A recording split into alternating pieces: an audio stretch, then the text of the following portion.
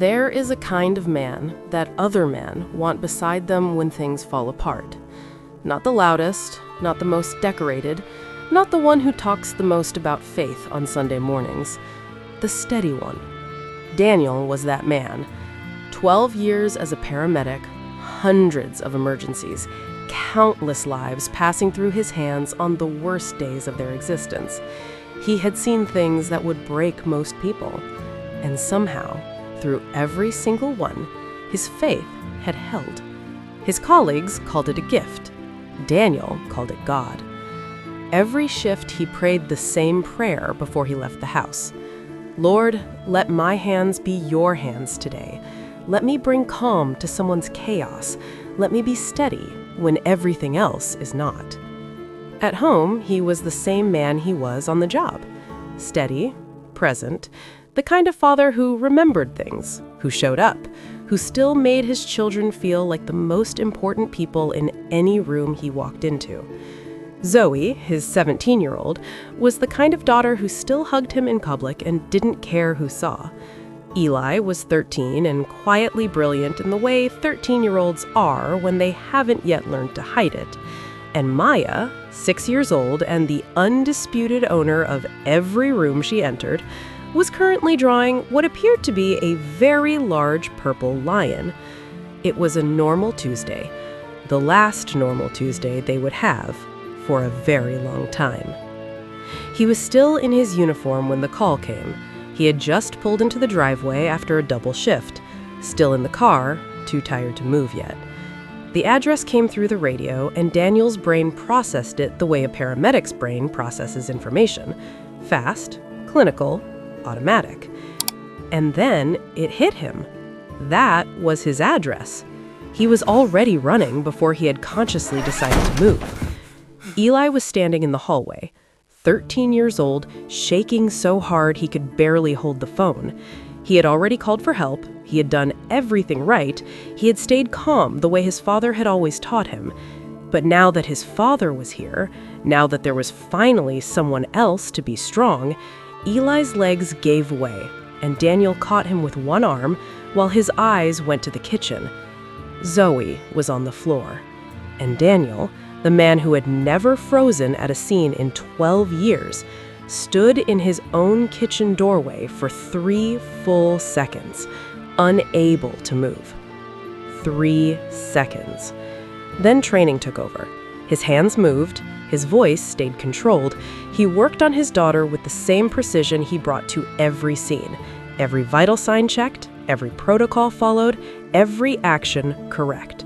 But inside his head, inside the part of him that was not a paramedic but a father, he was screaming. In the ambulance, he prayed the only way he could manage, not with words, just her name. Over and over. Zoe, Zoe, Zoe. As if saying her name enough times would anchor her to the world, as if God needed to be reminded who she was, as if the man who had prayed with such certainty over strangers for 12 years could find that same certainty now when it was his own. He couldn't, and that terrified him more than anything else. The doctor used words Daniel knew. He had used some of them himself on scenes, to families standing exactly where he was now standing. Brain aneurysm, spontaneous, no warning signs, surgery required. The next hours would be critical. Naomi, a nurse herself, stood beside him and absorbed every word with the particular stillness of a medical professional receiving the worst possible information. Her hand found his, squeezed once. Daniel nodded at the doctor and said, "Thank you." Then he sat down in a plastic waiting room chair and did not get up for a very long time. There is a particular kind of suffering that happens in waiting rooms. It is not the loud, dramatic suffering of the moment of crisis. It is quieter than that, and in some ways, harder. It is the suffering of not knowing, of having nothing to do, of sitting with your hands that are trained to act, to fix, to save, completely empty and completely useless. Daniel sat with his empty hands in his lap and stared at the floor. And for the first time in his adult life, he did want, pray. Eli had stopped talking. Daniel noticed, but didn't have the words to reach him. How do you tell your 13-year-old son to keep believing when you yourself are barely managing it? Eli had called for help. Eli had done everything right. He had prayed, Daniel knew, because he had heard him, quiet and urgent in the hallway before the ambulance arrived. And Zoe was still on that operating table. What do you say to that? Daniel didn't know, so he said nothing. And the silence between father and son grew heavy with everything they couldn't say to each other. Naomi held the family together the way she always did, quietly, practically, without announcement. She got food nobody ate. She answered phone calls from family members. She held Maya until she fell asleep and then sat, watching her daughter breathe with the particular gratitude of a mother who had just been reminded how quickly breathing can stop. Her faith was different from Daniel's, less spoken, less performed, but deeper somehow, like a root system that goes so far underground it doesn't move in the storm because it has nothing left to prove. She didn't preach at Daniel in that waiting room. She just stayed beside him. And sometimes staying is the most faithful thing a person can do. At 3 a.m, Daniel found the hospital chapel. He didn't go there to pray. He went there to argue. 12 years, he said to the empty room. 12 years I ran towards every emergency, and I prayed over strangers, and I trusted you with every single one. I gave you my hands, I gave you my shifts, I gave you my family. I tithe, I serve, I show up. And you let this happen to my daughter. He wasn't shouting. It was worse than shouting. It was the voice of a man who had believed deeply for a long time, finally saying out loud what he had been too faithful to admit, that he was angry, that he was scared, that the God he had trusted so publicly and so confidently felt very far away in a hospital chapel at 3 a.m. He sat down on the floor, and the chapel was silent, but it did not feel empty. Pastor Ray arrived at 6 a.m. Nobody had called him. He walked in, found Daniel, sat down beside him, and said, "I'm here." 2 words, that was all. He didn't open his Bible, he didn't quote scripture, he didn't tell Daniel that God was in control or that everything happened for a reason or that Zoe was going to be fine. He just sat. For 4 hours, he sat beside Daniel in that waiting room and said almost nothing. And somehow, that was exactly what Daniel needed. Because there are moments in life when theology is not what a person needs. What they need is presence, and presence is what God does best. She survived the surgery. When the surgeon came out, Daniel stood up so fast he knocked his chair back. The surgeon said words like stable and cautiously optimistic and long road ahead. Daniel heard none of it. He heard, she made it. Naomi's face collapsed completely, every wall she had built for the last 18 hours coming down at once. Eli made a sound Daniel had never heard from him before. Maya woke up from where she had been dozing and looked around at the adults crying and said, "Is Zoe coming home?" "Yes, baby," Naomi managed. "Zoe is coming home." But coming home and coming back are not always the same thing. The doctors prepared them carefully. There would be memory gaps, personality changes, a long rehabilitation. The Zoe who had collapsed on the kitchen floor on a Tuesday afternoon would not be exactly the Zoe who walked out of this hospital. Daniel sat beside her bed and watched her sleep and felt 2 things at the same time: profound gratitude that she was breathing, and a grief he didn't know how to name for the pieces of her that might not return. He had prayed for her life. God had answered, and Daniel was learning, slowly, painfully, that answered prayer does not always look the way you imagined it would. Maya had been drawing all day. She climbed onto Daniel's lap without asking, the way 6-year-olds do when they have decided you need them, and held up her latest picture. 4 stick figures stood outside a building. One stick figure lay in a bed inside the building, visible through a crayon window. And above the window, in the careful, deliberate handwriting of a child who has learned her letters and wants you to know it, 6 words. God is in there too, Daddy. Daniel stared at that drawing for a very long time. He didn't speak. He couldn't.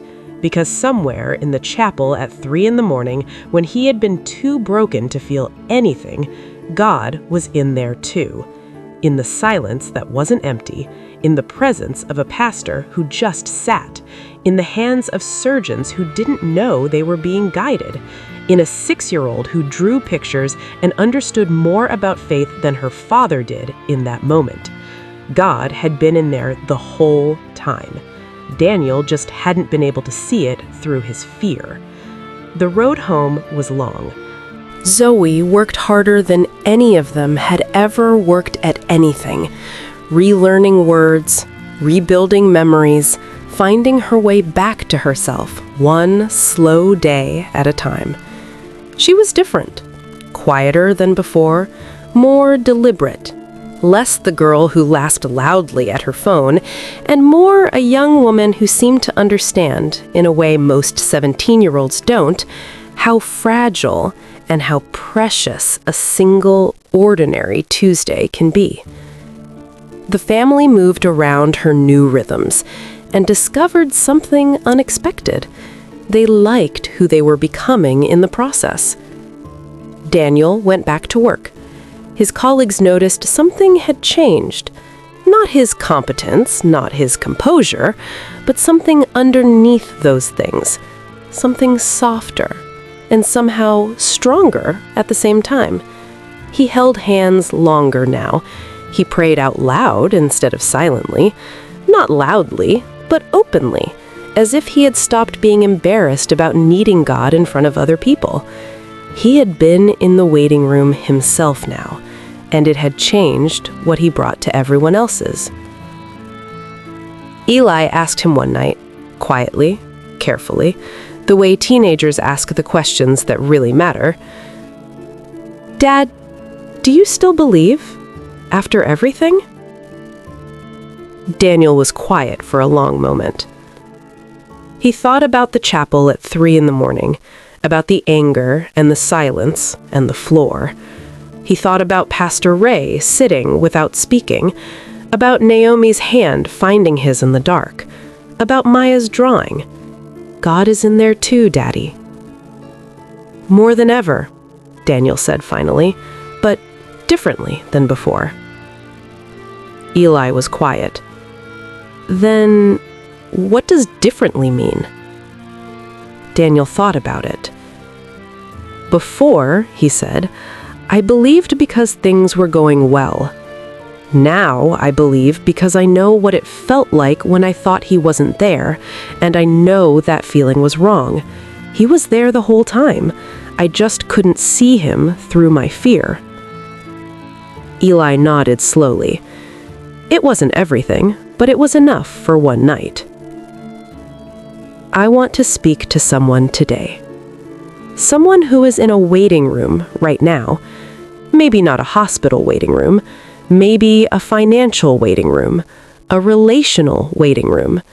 A waiting room of unanswered prayer where you have been sitting for so long the plastic chairs have started to feel permanent. I want you to hear what Daniel learned on the floor of a hospital chapel at 3 in the morning. God does not go silent in your crisis. He goes deep. The silence you are hearing is not absence. It is the sound of a God who is working at a level you cannot see yet, in the hands of surgeons, in the presence of friends who just sit, in the drawings of children who understand things adults have forgotten. Your anger is not a sin. Daniel was furious in that chapel and God did not leave. Honest faith is still faith. Broken prayer is still prayer. And a man on the floor of a chapel at 3 in the morning is still a man in the presence of God, whether he feels it or not. The waiting room is not where God abandons you. It is where he does his most intimate work.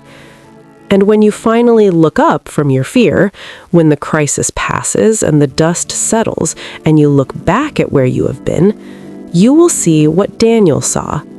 He was in there the whole time. God is in there too.